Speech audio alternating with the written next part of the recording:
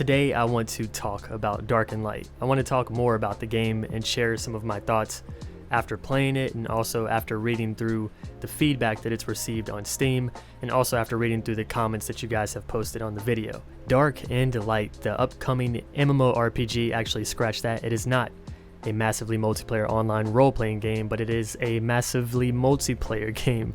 So a lot of people can play this game at once if you consider 70 people a lot.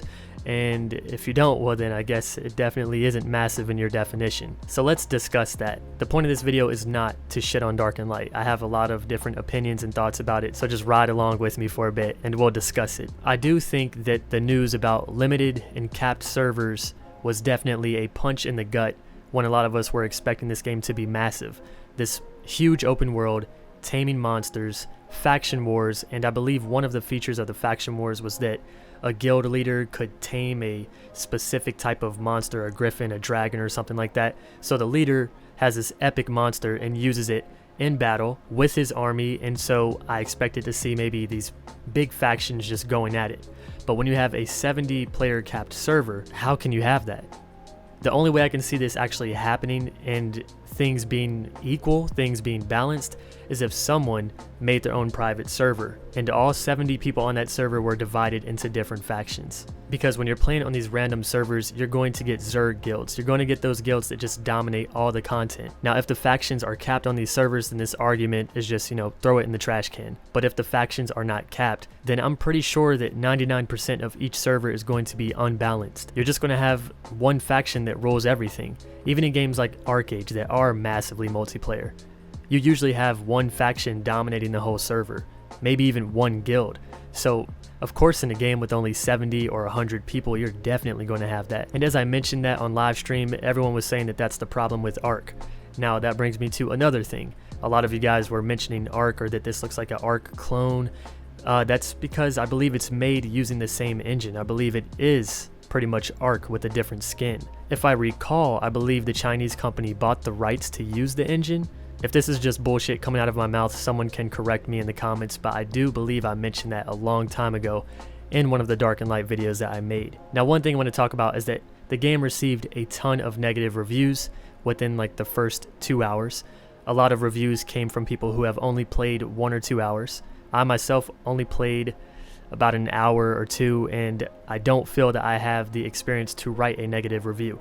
Now, I can see how someone can go into this game, spend 25 bucks, have been extremely hyped for it because of all the trailers and all the talk about it, and then have the experience that I had where it was a lag fest, where there were plenty of bugs, ones that I did not experience, such as you have to sleep, otherwise you die. Also, if you were to zoom in with a staff, you would hear a arc gun sound. So, brings us back to, is this a reskinned Ark? Yes, seems like it. There was just plenty of bugs. I can see how this can give a person a negative first impressions, but I do think that a lot of us were too harsh on the game. Now, hey, if you think the game is shit, and personally I will never play it again, unless in a few months the optimization is amazing and they fix a lot of things, I might return and visit it.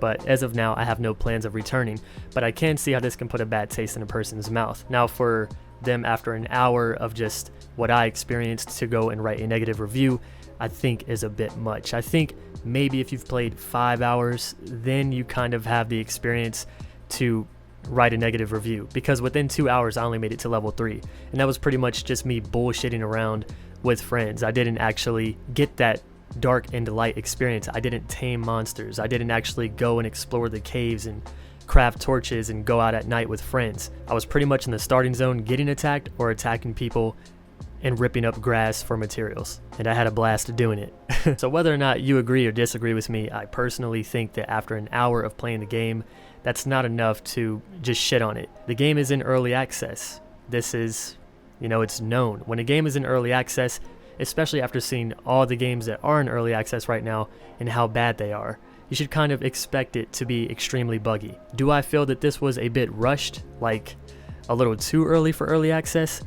Yeah, kind of. And I also think this has something to do with Citadel Forged with Fire, as I said in the last Dark and Light video. But I do think the negative reviews came in a little bit too easily and too fast.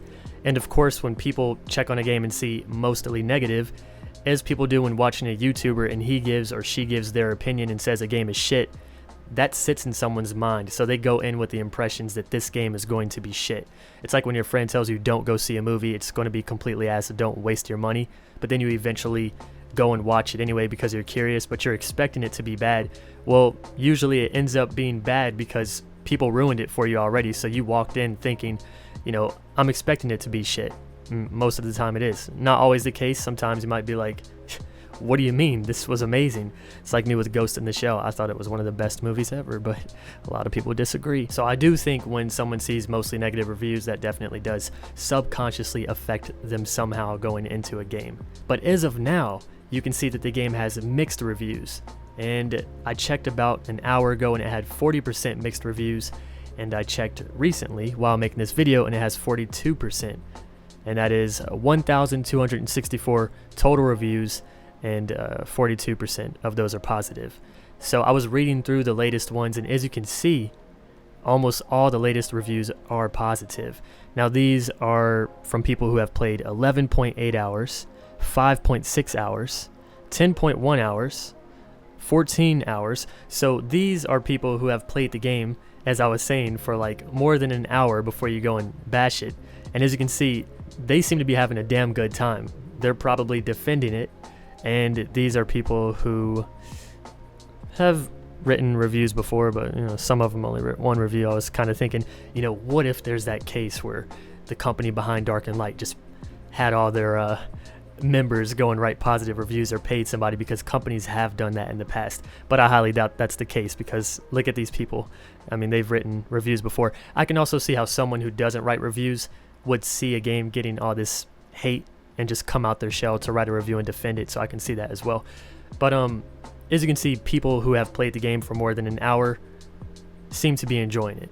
And that's what I'm saying. I think that if you have actually spent a lot more time in this game and explored the features that it has to offer, you might find it enjoyable, and it's actually a good game, just poorly optimized. And if you can get past the poor optimization, then you might actually enjoy it. I noticed that when turning my graphics all the way down, it was running at a constant 60 frames, whereas when I had them all the way up, it was choppy as hell. And I apologize for you guys having to watch that choppy gameplay. My computer should be able to handle it, but the game is poorly optimized, so guess I have to run it as if I'm playing on a toaster. This isn't to bash anyone who goes and writes reviews after an hour, and I'm also not trying to defend this game and say it's the greatest, but I'm just saying, if you guys want to revisit Dark and Light, you might find that you do have a good experience after a few hours. And also for future reference, if you're going to buy an early access game, keep in mind you're going to have to deal with a lot of shit, problems, bugs, a horrible experience for the first hour or so. But if you truly want to get the experience of the game, you should spend a day in it. I can also see why people play it safe and don't play for more than 2 hours so they can get their full refund. But if you're going to do that, I don't think it's justified to write a negative review off of 1 hour in game, because we barely scratched the surface within an hour. We dealt with poor optimization, but that's not always enough to give a game like a 0 out of 10. You see what I'm saying? I just think this was a decent discussion to see how Dark and Light is doing the day after. It almost has 50% positive reviews. It now has mixed, but upon that first few hours of release, it was like, oh my god, this game had a terrible release. And I also want to say that thank you, because I can see that the community, most of the community on this channel, is a bit more mature when it comes to watching videos. You guys don't see a game that you dislike and instantly just bash and shit on it and shit on the video itself, give me a lightsaber like to dislike bar. It's more of a, you dislike the game, so you speak about it in the comments, but you guys still like the content that came from it. So thank you. I appreciate that, guys, for actually watching the video and not just slashing it because it's a game you don't like. You guys always amaze me. So yeah, let me know what you guys think about Dark and Light. I'm assuming that most of you are going to say game is still shit. Game is, an ARC clone. It's Chinese bullshit. But I mean, look at the reviews. Have any of you actually spent a few more hours in the game? Have any of you played the game yesterday for the first few hours, hated it, but continued to play it? And did you find that, it was actually amazing? I want to know what you guys think about this. I just wanted to open a discussion about Dark and Light. Will I be playing the game again? I mean, I do own it. I got a free copy, so I can hop back in the game.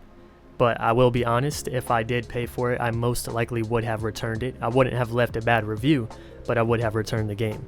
And in a few months, if the game was looking amazing, then maybe I would have hopped back in. I do see a lot of videos of people, how to tame and fighting a dragon and stuff like that. I have not watched any other Dark and Light videos, but they are there. So if you guys want to see some other gameplay, I'm sure if you look up Dark and Light, you'll find these videos. And aside from that, I do have a couple other video ideas planned, and it's been cool to keep the content coming to the channel.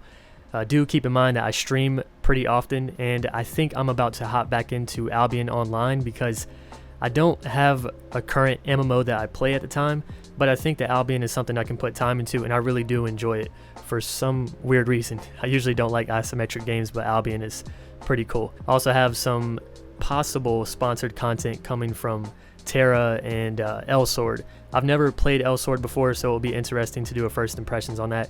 And it's also cool to have the opportunity to do sponsored content on this channel. Went from 0 subscribers to having that opportunity, and that's because of you guys. So thank you again, and I will catch you all in the next video. See you soon, friends.